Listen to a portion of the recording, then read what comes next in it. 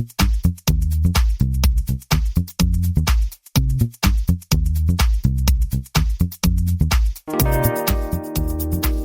everybody, welcome to the 381st episode of the Internet of Things podcast. This is your host, Stacey Higginbotham, and your co-host, Kevin Toffel. And we have a lot to talk about. I am back from Paris. Yay! We're going to kick off the show with a discussion about all the news that came out from, I'm going to have to say it, just mute your Echo devices, the Alexa Live event. And we're also going to be talking about an update to Thread, a new wearable chip from Qualcomm. The chairperson of the FCC is inquiring about data privacy practices, which I think is probably a much needed thing. Google is bringing back some form of glasses. Italy is working on high-tech fire detection. Yay. And we've got another security vulnerability. Plus, we're going to say goodbye to a very influential executive at Microsoft. This week, we don't have a guest, but we have more than enough to talk about. So you'll be hearing from us on all of those topics. You'll also be hearing from our sponsor, Influx Data. And before we get started and go much further, you'll hear from another one of our sponsors, Intent. Are you developing an app for a connected device? When you partner with Intent, you don't just work with a build team. They're going to act as a think partner to guide your hardware project to success. Intent has more than 12 years of experience in delivering stunning IoT and connected device projects that includes the Aura Ring and the Bose and Macintosh in-car entertainment systems. They have an extensive background in mobile and web app development, firmware and hardware, and they help build and design software solutions for the world of connected devices, from net new ideas to products entering an established niche. So, you can check out their success stories at withintent.com/portfolio. Okay, everybody, buckle up. Mute those speakers. Not mute. What is it? Muting a microphone? What is it when you don't want the microphone to listen? Yeah, you mute the microphone. Okay. Yeah. Suddenly I'm like, what are we talking about here? Turn off your Echo devices because we're about to say Madam A's name a whole lot. I'm so sorry. It's just part of what we're going to have to do. So Amazon hosted their Alexa Live virtual event. And this is different from the Alexa. I can't tell if this is going to be the new September device release, except now it's in July, or if they're still going to have a September event where they focus on devices. This event is all focused on new properties for Alexa. I say properties because skills are already taken. So well, yeah, I mean, a lot of APIs and new features that developers can take advantage of, and device makers as well. Oh, that's true. This is all developer focused. That's how you should think about it. That's why I said it. Kevin, you're so brilliant. I got your back. All right. So the big themes I'm going to say are, last year, Amazon talked a lot about the ambient intelligence in the smart home, or the ambient smart home. And what did it do about it since then? Well, not much. Not much. But it's now starting to release some software development kits and APIs focused on this. So the two big themes are Alexa's getting ready for Matter and Alexa's getting ready for the context-aware smart home. And if you're a developer for Alexa, you're going to have new ways of making money. So let's break into this. In true Amazon fashion, there are dozens of little releases here. We're not going to cover them all. It's just too much. But in the smart home section, I'm really excited about a couple things. One, routines. And I'm saying this because routines are like the best way to automate your smart home if you're in the Alexa world, right? And they're consumer made typically, like the end users create routines. Yes. So what I would do, I have a good night routine, for example, and I've gone in and I've set like that my Schlage door lock will lock, my garage door will check and make sure it's closed. Certain lights go out. I'm trying to, my AC goes down. So all of that I've set up to do when I say, Madam A, good night. And it's taken time. And every now and then, I'm like, oh, I should add this to my routine. Or, oh, I've changed out my device. Now I need to change up my routine. It's kind of a pain. And not a lot of people do it because it is kind of a pain. Only about 1 in 5 Alexa users use routines, according to Amazon. It's another thing to manage. That's why. I think it's another thing to set up, because once you set it up, you don't have to manage it. It's actually way more easy. Well, you just said you wanted to add some things and whatnot. It's one of those things that may change. If you don't change your home a lot. Anyway, so the point is, I feel like more people should use routines, but most people don't want to sit down and create a routine.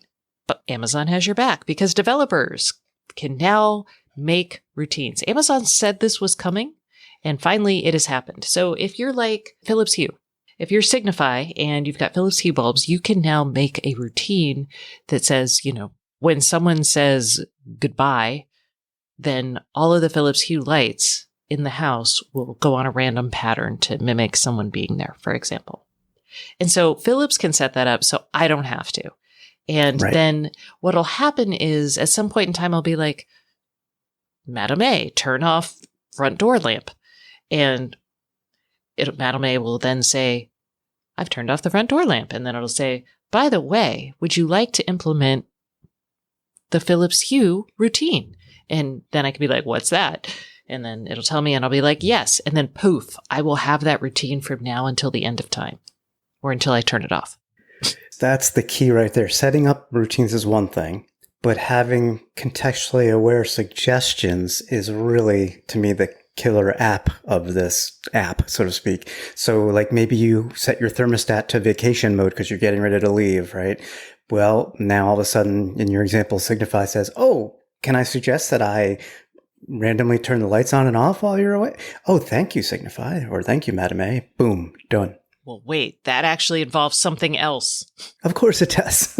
And this is the other big thing that I'm really excited. This is the context aware thing. Amazon is going to launch, and for the first time ever, the Ambient Home Dev Kit. The Dev Kit is going to start out with 4 APIs. And we haven't talked about some of the things that that's going to include yet, but it is going to include home states such as away. And then, so you've got that, right? So if you're Philips and you're the user, you have to give Philips approval and Amazon approval to share your state with developers. But if you do that, Philips Hue can take advantage of the fact that Alexa knows you're away and then do that automatically, which is great. Right.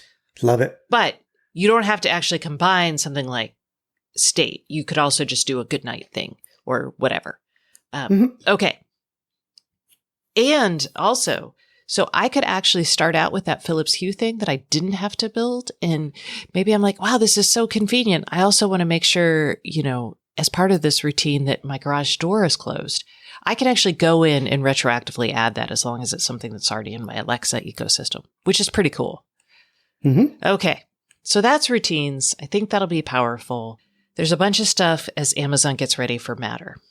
And big thing, well, there's 2 kind of relevant things here. One is the Alexa Connect Kit, AC, as they call it. This is the hardware and software that Amazon gives developers to add Alexa into their devices if they don't want to have to go do the custom hardware and software themselves.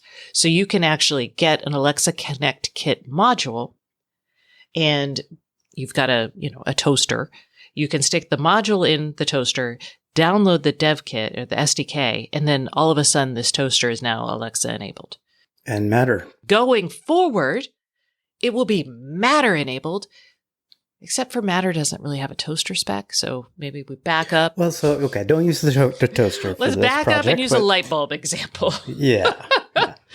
So you've got the light bulb, you add Connect Kit, boom. So if I'm a device maker, basically I can just use this and I've got a Matter certified product that works with Amazon. Yes. That is a beautiful thing. It is. And if you're using Alexa Connect Kit, I think you have the option of turning it off. Like if you are making a toaster and you don't need Matter, it doesn't matter. It doesn't matter. It doesn't matter. Okay. So that's exciting on that front. The other thing is Matter is going to support a feature called multi-admin. We talk about this a lot because it's probably the most exciting thing for most people. And that multi-admin is that multiple administrators or brains in your smart home will be able to control endpoints. And so what we get questions about this a lot because people are wondering, can I have a Google brain and an Amazon brain and an Apple brain in my smart home? And will that work?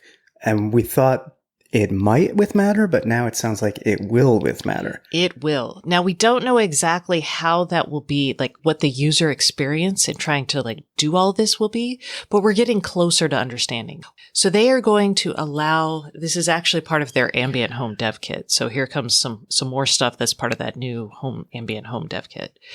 They're going to let you swap between different controlling devices. Now, when I talked to the Amazon executive, he was like, it's between Alexa and the mobile app, but it's only because he didn't want to talk about Google or Siri. And I get that. That's sure. But it's really any sort of controller in the home. You will be able to label your device. So let's say I have my Lutron lights are Matter compatible. They have to be Matter compatible devices. So I've got my Lutron lights. They're going to be Matter compatible. I'm going to take, once again, those Philips Hue lights. They're going to be Matter compatible from the hub. So I will say that my Philips Hue light in my living room lamp is, I call it my fancy lamp. So I'll label that light bulb fancy lamp. And then I will also put it in a group that is called living room. I will do that in the Philips Hue app. That's going to automatically propagate to the Alexa app.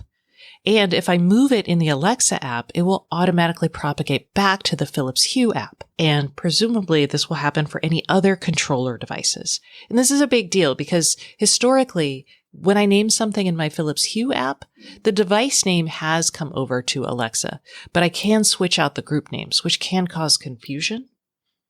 And when I take something out of the Philips Hue app, it doesn't propagate back to Alexa correctly. It usually propagates twice. Right. And that experience does vary based on the app, the ecosystem, the type of product. So what I hear, if I had to put a label on this, so to speak, you'd have a unified blueprint for your smart home in a sense. Yes. And it's a lot of work. It's going to take 3 APIs to do this. So the multi-admin support API, the group naming API, and then a device name API. So those are 3 of the APIs that are part of the Ambient Home Dev Kit. The 4th API is going to be about the home state that we already talked about. So if Alexa knows you're home or away, it can now share that with other devices that are on the Alexa platform. And this is important because, like Kevin was saying, Alexa can tell everybody that you're away. Then all of a sudden you can build more powerful routines. You can have this smarter smart home. Oh, I was going to say it, and I was biting my tongue. I wanted to say it 4 times, but Stacy yells at me every time I say smarter smart home. So I didn't say it. I'm sorry. I stole it from you, Kevin. No, that's okay because I'm so excited about this from that aspect that I don't need to say it. I'm just excited. And I will say, as someone who is old and who has had a smart home, well, both of us really. Oh, okay. You're ancient. I'm just old. Okay. Happy almost birthday, Kevin. Thank you. So remember, Google used to do this with Google Nest, and they did it with the Nest thermostat, and that would share state data with other devices who work with Nest, right? And then Google's like, oh, this is a security vulnerability to have it at the device level. So they shut it all down. Everybody hated it. People still hate it. This is how Amazon's bringing those features back, and we'll have to see if they're bringing it back in a way that is both secure, because that was one of the big reasons Google shut that program down, and that's convenient for the users. And it looks like it might be. So, yay. Okay, what else is happening? Those are the big things. So ambient home developers making money. Oh yeah, devs making money.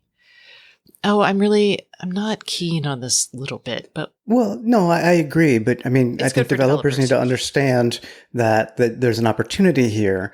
I think they're going to need to balance that opportunity with Amazon's pushiness when it comes to surfacing skills and routines. Alexa is definitely a New Yorker. She's a pushy broad. By the way. Sorry, New Yorkers. I don't think New Yorkers would feel sad that they're pushy. You never know. Okay. I'm just covering all our bases. You're so nice. Kevin, you're so nice. Anyway, so Amazon is going to let developers advertise their skills on Echo Show devices and in the app. And if you're savvy, you're like, oh, those are both screens. So you'll be able to see screens little cards that are like, hey, try this skill. What is kind of concerning is when I talked to the Amazon executive, he was like, today it's screens. Eventually we are going to do this on Echo devices that are audio only. So I don't know when that's going to happen, but I don't really. It's not going to happen in my house. Yeah. I'm not really keen on the skills. Not to single Amazon out here because Google surfaces suggestions as well. Apple does it too, but only when you add a new device to your home. That's when they're like, okay, you've got connection. You've added this light bulb or this door lock. Here are some, automations that may be useful to you. You can pick and choose them or you can just ignore them. It doesn't matter. And I don't think I've ever seen them again. So it's like a one and done thing. And it's at a time when you're already engaged. You already expect to be engaging with the device. It's when you're most likely to want that information, which I would think Google, of all companies, who is a master at providing the right information at the right time, would do that. But they don't. I will set my alarm at night. Like, clearly when I'm setting an alarm at night, it's not the time to engage me with, by the ways about my commute or. By the way, before you drift off, yeah, would you like to add this skill? Would you like some toilet paper? And I'm like, no, Alexa, I would For not. your smart toaster? So those are like the big bits. There's also like a shopping skill. There's also an affiliate program for developers that Amazon is offering. More money for developers. They're getting a bigger cut as well. If they make less than $1 million, it drops to a 20% cut instead of 30%. Yes. And I think it can even go as low as 10%, which, yay. There's lots happening there on the money-making side. It just didn't really, I know that developers listen to the show, but I'm also kind of like, there's so many announcements. We had to cut some of them. Amazon is also announcing something they're calling Universal Device Control. And this is for devices that run Alexa and another smart assistant, another digital assistant. So a prime example would be like a Sonos device that runs Alexa and the Sonos voice commands. Right. I'm like, and, Amazon is also doing something in South Korea with KT. They have a smart speaker that speaks Korean. And then you can also add Alexa to that device. So with universal device commands, what happens is someone can say, it's like volume up, volume down, stop timer, start timer. There's a set of basic commands that will run if you call Alexa. Like, it will be aware that there was a timer and it will stop it or start it as needed. And like the use case is, let's say I start a timer and I'm like, Alexa, set a timer for 10 minutes. And then maybe I walk out of the room and the timer goes off. Someone else who's used to calling the speaker Sonos can just say, Sonos, stop timer, and it will stop. So it's that kind of functionality. So you don't actually always have to remember the correct name to call a speaker with multiple digital assistants. So it's like for lack of a better word, a voice translator, a command translator between assistants. Or a universal device command. Well, they could call it that. Oh, wait, they did. Yes, that is what that is. So that's actually pretty interesting for people because I feel like the cognitive load of like remembering who to talk to on some of these devices. Yes. I mean, we have all 3 digital assistants in our house, and no Bixby. Did Bixby end its life? I think Bixby ended its life. No, I'm pretty sure it's still around. I don't know. I think you can get rid of it as the default now. Oh, okay. That's probably the bigger change. I was like, I know Cortana's done. Sorry. Goodbye, Cortana. In consumers, yeah. Yeah, for consumer. All right. So that is the news from Alexa Live. And we won't be saying her name anymore. Yeah. We're done with that segment of the show. So if you were feeling like, oh, I need her back, you may now turn back on your microphone. All right, let's talk about Thread. This is another Matter story, but Thread is getting a new version. It is the 1.3.0 version, and this basically preps Thread for Matter. And this has been in the works since 2019. It was actually earlier than the launch of Matter, which also happened in 2019. But what's going to happen is Thread has made 3 big changes. The first is they're requiring TCP on all Thread devices. Historically, it's been an option that developers can turn on. This matters because now you can update all Thread devices that support 1.3.0 over the air. You have that IP connection that's easily controllable that we're all familiar with. So beforehand, you might have had to go through a gateway or do something to update devices, but it wasn't seamless enough for everybody.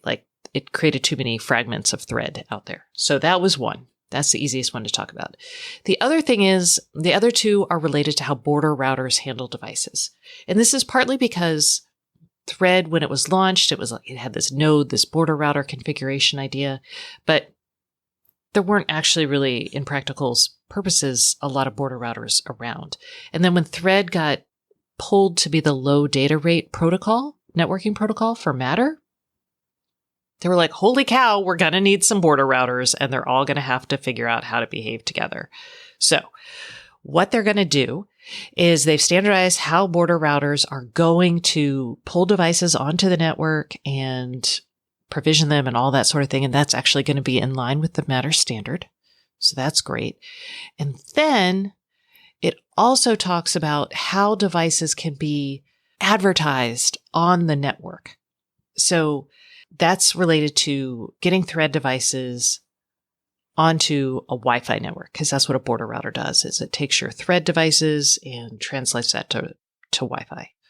And you said that, originally there weren't too many of those, and that's very true. But now, over the past several months, we've heard that so many devices that are always plugged into power and support Matter or may become border routers. So your Google Nest products, some of your Amazon Echo products. With Apple, it's the HomePods and the Apple TV. And it's even things like Eve has an outlet. Yep. I have it. I have the outlet, and it is a border router. It's, so it helps spread the load for Thread devices in my house and connects them to my wireless network. Yeah. And it was unclear how, if you have multiple border routers in your home, how all those were going to work and provision and how all that. So this update helps with that. And we are glad, because I had been talking to some manufacturers and they were a little leery of this. So this is good news. All right. So that's the Thread update. Again, this is kind of really technical. And as a user, basically all it means is your upcoming and updated Thread devices will be less glitchy and easier for you to use. Yay. All right. I think it's time for us to take a break in the IoT podcast to hear a message from our sponsor. This week's sponsor is Influx Data. Hey everyone, we are taking a quick break from the Internet of Things podcast for a message from our sponsor. And this week's sponsor is Influx Data, the makers of InfluxDB. And I have Brian Gilmore here with me. First up, why don't you tell me, what is InfluxDB? Well, I think before we talk about InfluxDB itself, we should back up and talk about what time series data is. Time series data, it's all time-stamped. So simply any type of data that's time-stamped in some way, whether it's every hour, every minute, or every second. And that includes both regular time-stamped data, stuff that happens on a regular interval, and irregular stuff, which we call events. All IoT data today is time-stamped. And why does a purposely built time series platform matter for IoT folks?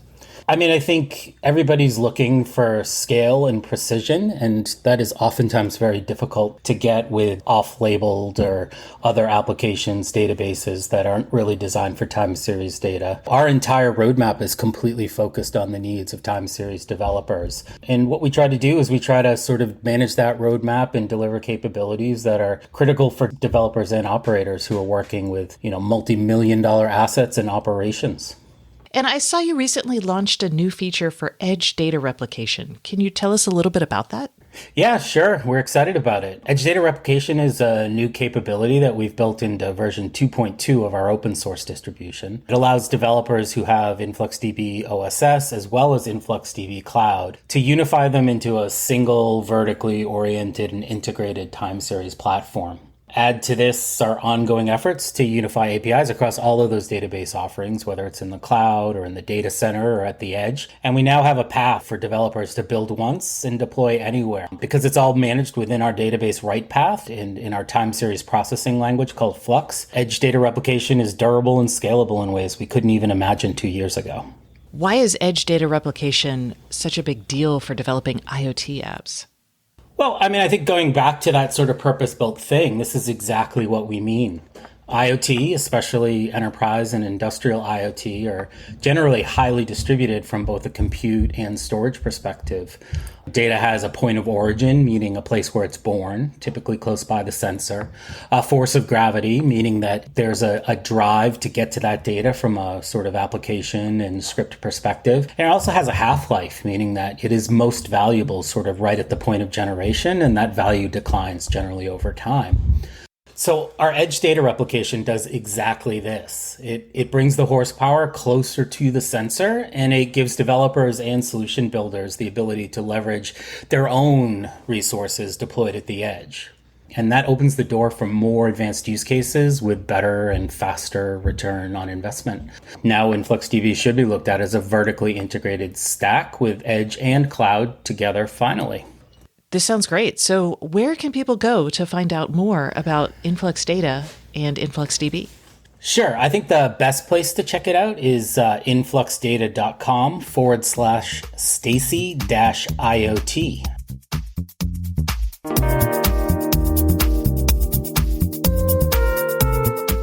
Okay, we are back. And now it is time to talk about wearables. Yay! Yay! Qualcomm launched a new wearable chip platform. Yay! Kevin is going to tell us why this needed to happen. Well, let's be clear. Qualcomm has launched 4 prior wearable platforms. Yes. All of them to support Android Wear and whoever else wants to use them. And honestly, and this is arguable, but I believe a big challenge for Google's wearable ecosystem has been really weak chips. The performance has never been enough. There's not been enough memory, not enough power efficiency.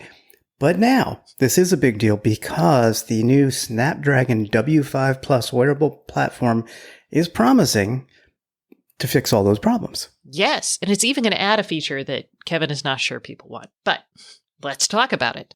Before we get into all the tech stuff, the reason this matters is because, holy cow, I might finally get a watch that is comparable to the features and abilities of the Apple Watch that works with my Pixel phone.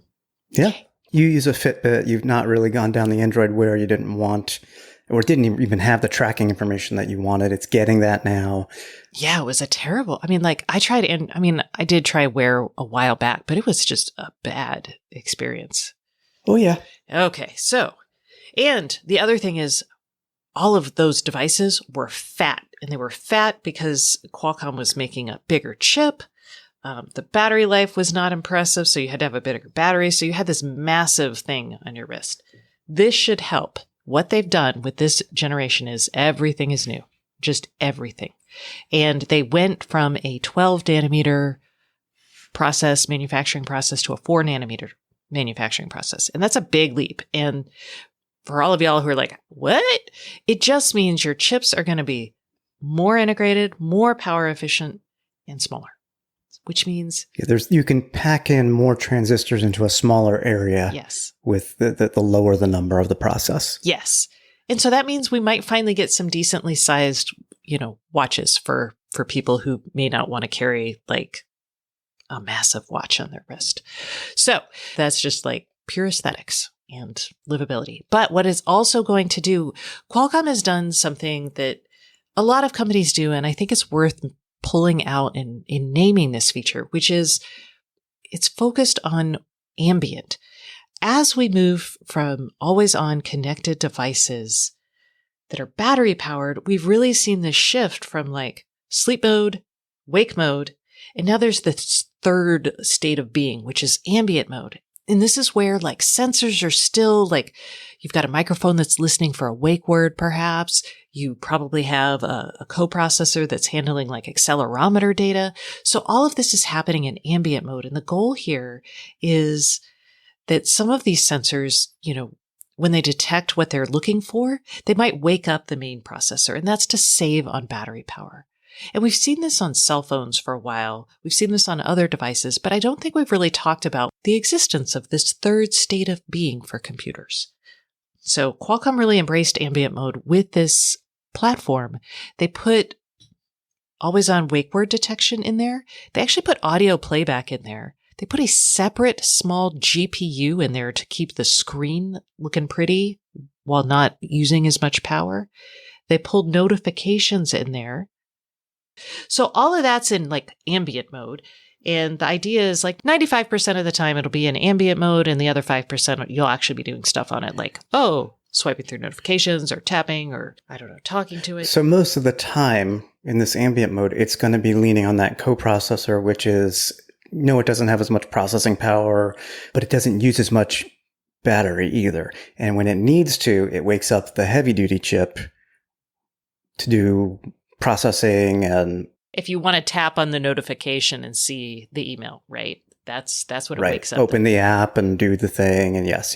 And I thought it was cool that it put audio playback on that processor, which means you'll be able to like go for a jog and it could be in ambient mode the whole time, but listening to music. So things to know about this. Qualcomm is also embracing, like, all of this feels pretty much on par with the Apple Watch. Like, looking at the specs, looking at kind of the things that Qualcomm's saying it can do. I'm like, yeah. It feels like maybe not even as much as what Apple can do with their watch. But still, that's a huge step forward because the prior generations of the Snapdragon Wear chipsets didn't even come close. So just getting close to par or on par is a huge forward step for them. True. And then Qualcomm is doubling down on video on this thing. And apparently they're doing that because it's big in Asia.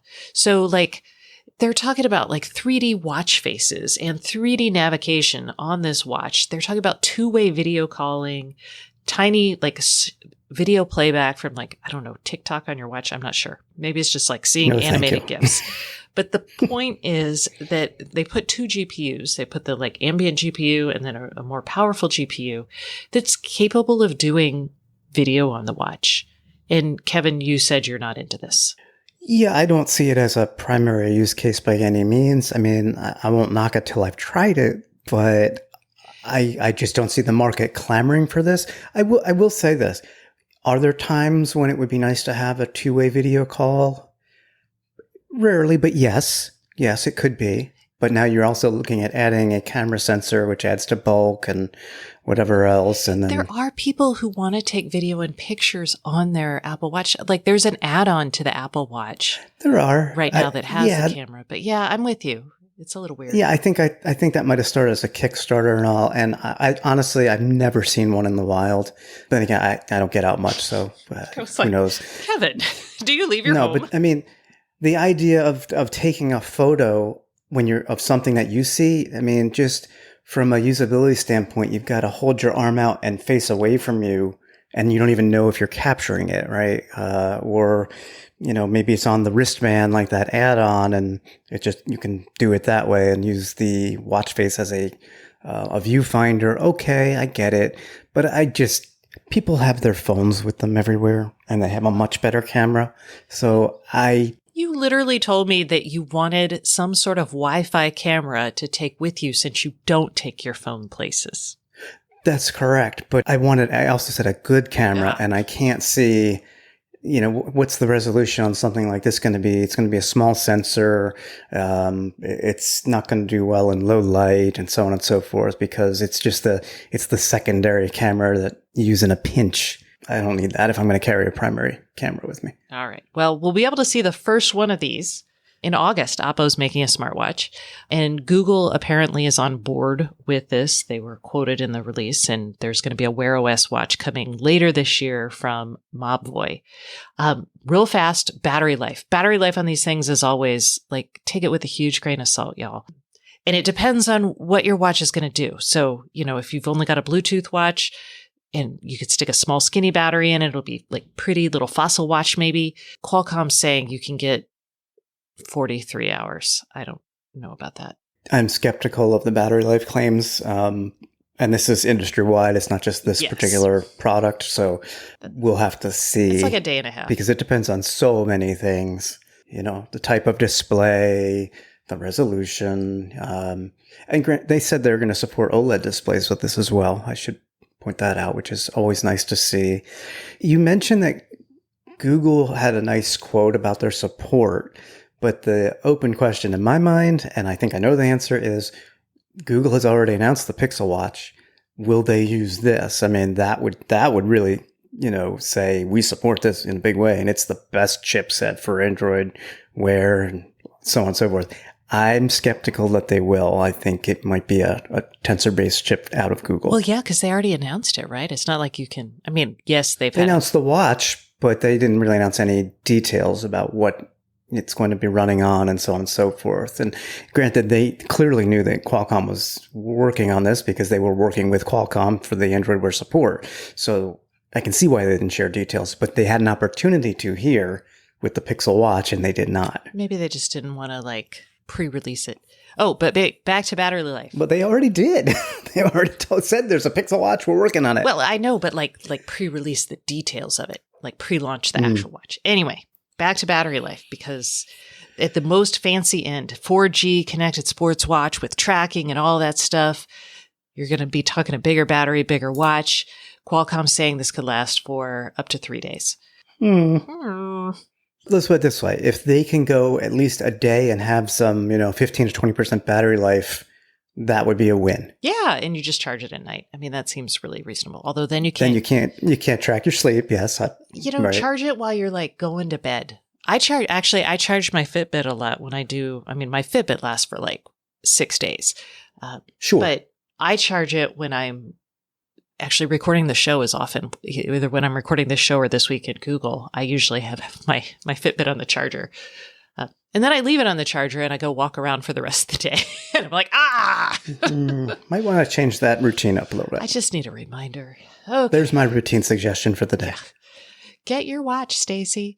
All right, let's talk about privacy because it's a big deal. Again, we've talked about it in the last couple of weeks in the wake of the Dobbs decision because everybody is waking up to the fact that, hey, if we're going to make something like abortion illegal at the state level, what's going to happen when all of this smartphone data is being tracked? Because can you subpoena it? Blah, blah, blah.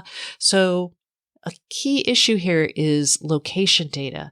The FTC has already kind of reminded companies that, hey, you can't tell people that, you're not tracking their data when you really are. You can't say that their data is anonymized, especially location data, because it's not. So the FCC is coming after the carriers and they're saying, hey, carriers, Rosenworcel this week sent out a letter to 15 carriers, including T-Mo, AT&T, Verizon, also Comcast. Even Ryan Reynolds got a letter. Ryan Reynolds from Mint Mobile. Yeah. Google got one. Comcast got one. Basically, it's a boilerplate form letter that is the same for all of the carriers and MVNOs that were asked. It focuses on two key aspects: questions about data retention and questions about data sharing. So things like, how does a consumer or your subscriber opt out of sharing of geolocation data? Is that data still shared with third parties? Data retention, how long is the geolocation data retained? And where is that data stored? What country? And lots of basic questions that they probably won't get clear answers for all of these questions, in my opinion. All the carriers have till August 3rd to email their responses. So I would imagine in the middle of August, we'll hear back from somebody, maybe the FTC, maybe some senator, on how these responses went. Oh, well, the FCC will tell us. And, they may not get answers on everything, but remember, Senator Markey sent the letter to Ring a couple months ago. And we just found out last week that Ring had actually, without the user's permission, shared data 11 times, video data from the doorbells 11 times without the user's consent, which I think is an important thing to know because we know it's happening and that means we can make regulations about how that data is shared. So I am glad this is happening. I look forward to the answers. I think people are aware that their phones know where they are at all times. I don't think people are aware of, and I think they're aware that police can subpoena that data. I don't think they're aware that that data goes out to data brokers and that carriers can get it. Google and other companies can get it. And so there's a big market of that going both for advertising and private purposes, but also government entities like ICE can buy that data from the brokers and then use that for enforcement, which is... It's not even expensive either. It's like $140 for a data set. Yeah, it's really fantastic if you are like a stalker. Yeah. I know what I'm budgeting for this week. There you go. Who are you going to stalk, Kevin? Ryan Reynolds? Who are you going to stalk? Okay.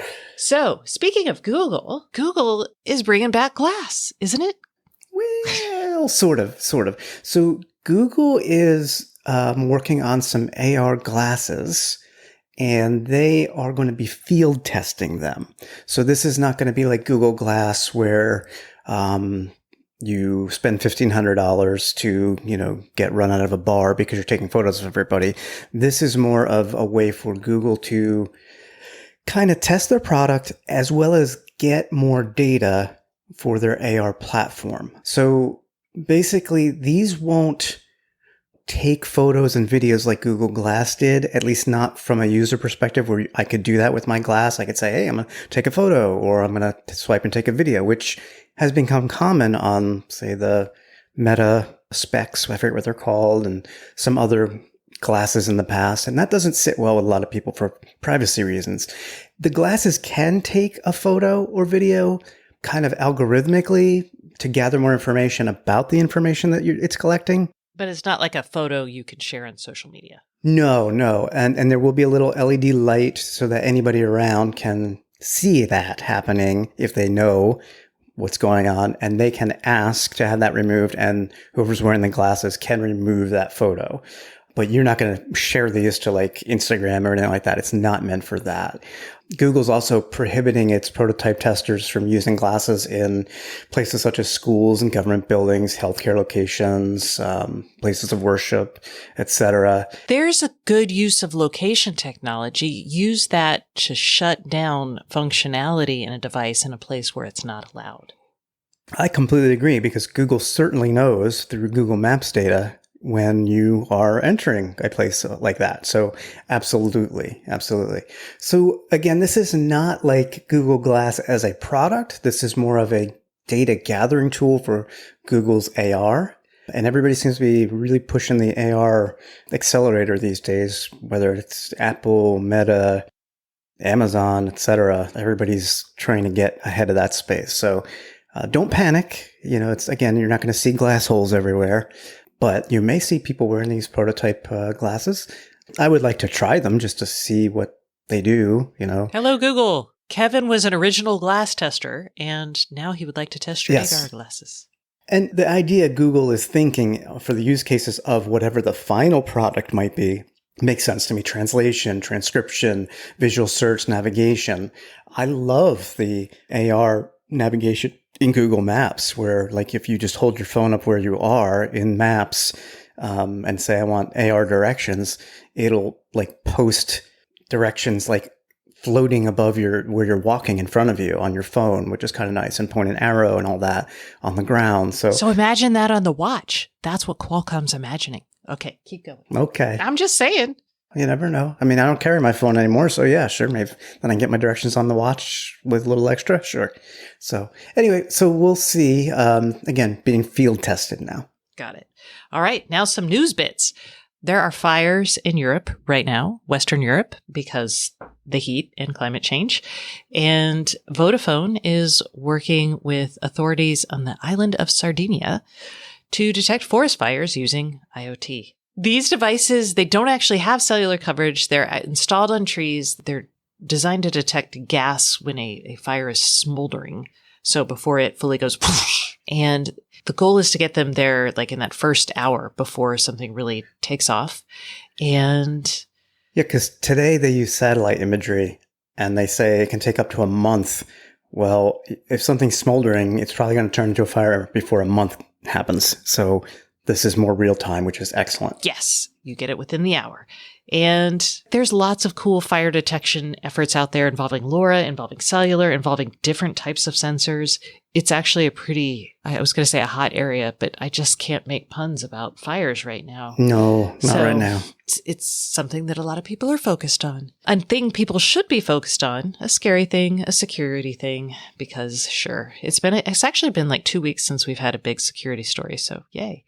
But now, a company called BitSight has discovered 6 vulnerabilities in a GPS tracker that lets hackers actually track people.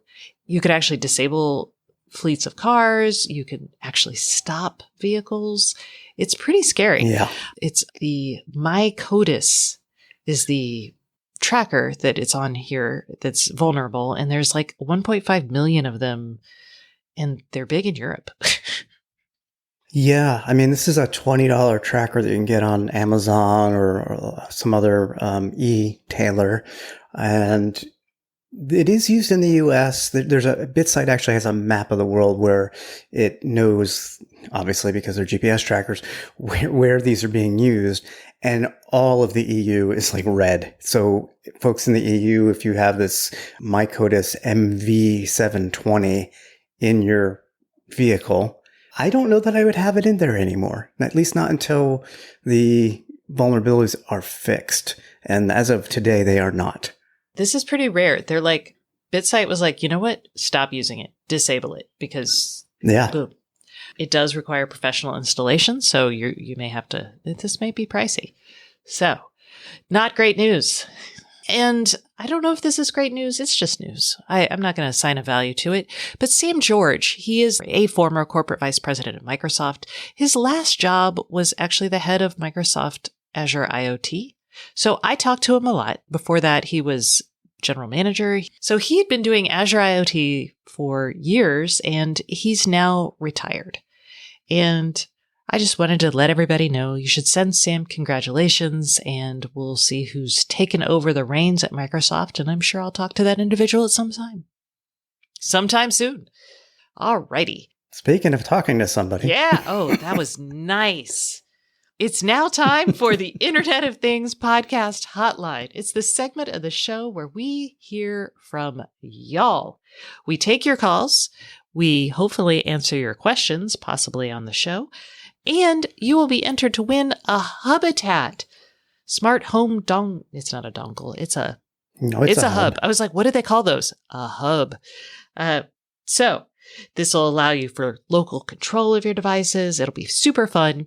It's probably more for the DIYers out there, but don't let that stop you from calling in.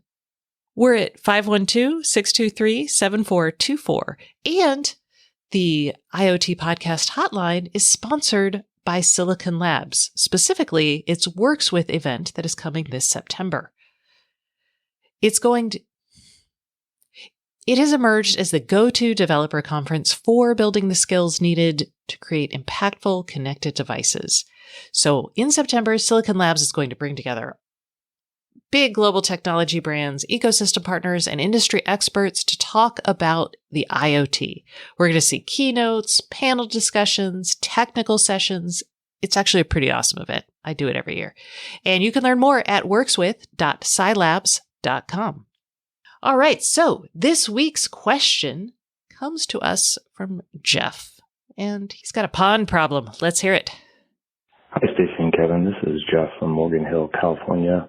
We have a koi pond on our property, and it's getting really hot, and I want to be able to monitor the temperature of the water remotely so it doesn't get too hot for the fish. Like today, it's over 100, and the water temp is like 78, which is a little bit high. I looked around. There's all kinds of pool monitoring things that I could use, which have other stuff that might be useful, like pH monitoring. So I kind of wanted to get your thoughts on that and suggestions. It's going to have to be outside all the time in the heat, and I use both Google and Apple, but I care more about just being able to check it on my phone.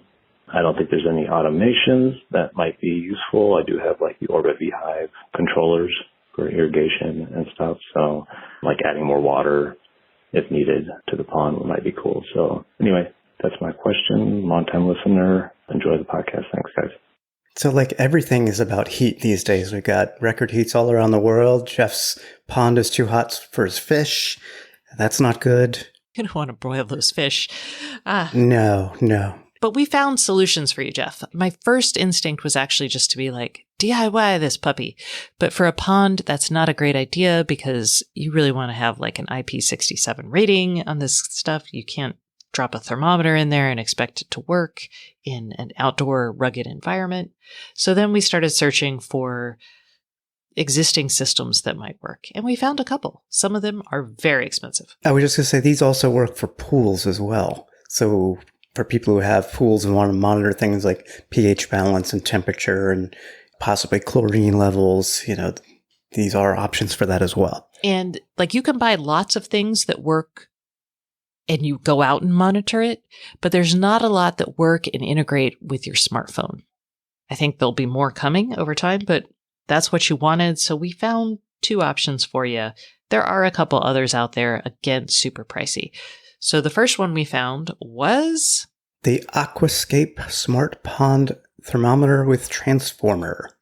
Yes, this is the most reasonably priced one. It's got a nifty thermometer that is weighted, so you just toss that sucker into your pond, sinks to the bottom, and it speaks back to a Wi-Fi enabled platform. It only speaks on 2.4 gigahertz, but you can handle that. That's actually, it makes sense because it's going to be outside. You're going to want to put some sort of network that gets you as close to that as possible. And it actually, it works with Madam A and Google, and the app will let you tie into other smart pond devices. So they have like an outlet, an outdoor quality outlet. So you could actually install like an aerator in that outlet. And then when the pond you can set rules within the app. And when the water temperature gets too high, you could turn on your aerator.